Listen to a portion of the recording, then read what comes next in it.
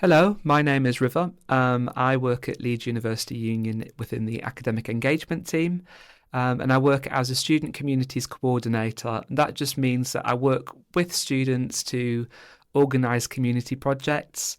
I've been in the position since the beginning of October, so I'm very new to the role, but I've been invited along to talk about some of the experience that I have with spaces on campus, particularly how they have an impact on student belonging. So, as part of my role setting up events, it's really important for me to go out to see students as opposed to expect students to come to me. Obviously, we get quite a lot of engagement with students at the union, but I think it's more effective if we go to where they are, so that we can more easily access students who are typically underrepresented or who may not otherwise engage with the union. While wandering about campus, I have seen a whole host of different common rooms, student spaces, and there are a few that stand out, most positively being the common room in the English department. So it's in number 10, I think, one of the terraces next to the Arts, Humanities and Cultures main office. So it's just opposite there. And it's essentially a terraced house that the living room has been turned into a student space where students can go and study and relax between seminars and lectures. I think one of the first things that I noticed when I got there was the style of it. It's very cozy, especially this time of year, being around about December. It was decorated really well. There's Christmas trees, lots of lights, tinsel, all the things that you need to make a space feel comfortable, really, which way that it's furnished and decorated. One of the other things that I think helps that space to foster a sense of belonging for students is that there's a notice board that's got pictures and information about the English Society, which is a society within the union ran by English students as an academic society. And it's just really great because then students can start seeing community leaders, maybe be able to point them out, work alongside them for things, and know who to go to if they've got any issues with their course, basically. This also ties into sort of the work that I want to do, in that there's a space there that student leaders already occupy. There's a space that students are already comfortable in, and I can then utilise that space to engage with students who I otherwise wouldn't engage with. Some of the spaces that I think aren't quite as effective at that community or fostering a sense of community. There's quite a lot within the EC Stoner building where they're just sort of spaces that maybe have been abandoned over time and students have repurposed them into places that they want to use.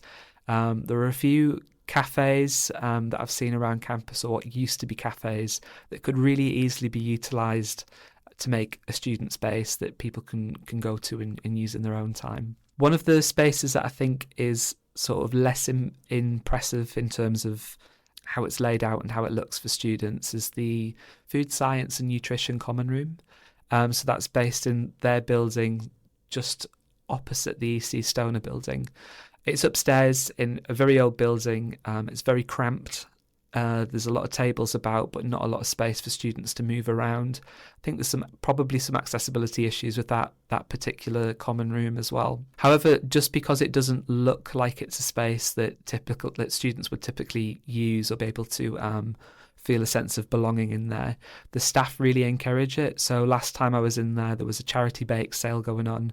Students have been involved in that, baking some cakes, which then proceeds went to a national charity, which I think is just, it's great to see that spaces that probably aren't well equipped being utilised in a way that students can, see the benefit to it.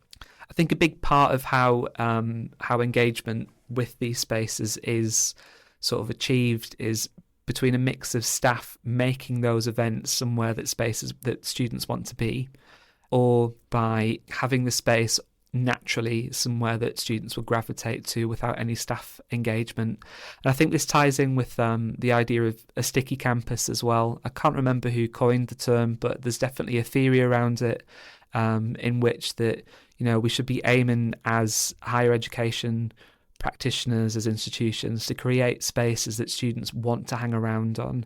And the benefits of that is students are building positive experiences, maybe making memories with friends, which makes them more likely to maybe return as postgrads, more likely to recommend students to the institution too. But also it just sort of makes that university life feel more full and, you know, maybe lives up to the expectations a little bit more. One of the spaces that I'm somewhat familiar with in terms of that I've heard other people talk about it, but I've not actually visited it myself, is the Bragg building. So I'm under the impression that that is a space for the physics students. However, quite often, because the space is so inviting, it attracts students who don't study physics as well. I think that's great in terms of that it's engaging students. It's a space that students want to be at. But then there's the sort of question is, does that impact the sense of belonging for the physics students who would typically, you know, want to spend time with their course mates, with peers, with people who are studying the same course as them, if it ends up being a space that's more generic and everybody's using and they lose that sort of identity with the space. I think overall this sense of belonging, it's not specific to Leeds. Prior to working at Leeds University Union, I worked at Huddersfield Student Union, and there was very similar themes coming from feedback from students, is that they don't have a great sense of belonging because there aren't spaces that they want to occupy. And I think the challenge is not only creating a space, but how do we make it inviting for particular groups of students? It could be that some students need a more hands-on approach where they need staff to be present, they need activities planned within these spaces, where others just want somewhere that they can just hang out and switch off, which somewhat ties to the idea of these spaces being a third space for some students too. The idea that your first space is home and your second space being work and your third space being somewhere that's somewhat separate to those two, where you can relax outside of that. Where student accommodation, which would be the first space for quite a lot of students, it's not always the best. Often quite old buildings that haven't been refurbished in a while, small rooms, things that make it difficult to feel comfortable. Second space being university lectures, campus, seminar rooms, where they're engaging with their work. And then that third space, which some students may feel like they're lacking, being a common room where they can relax and do something that disconnects them from work and from home. So yeah, I think that's sort of my take on spaces on campus.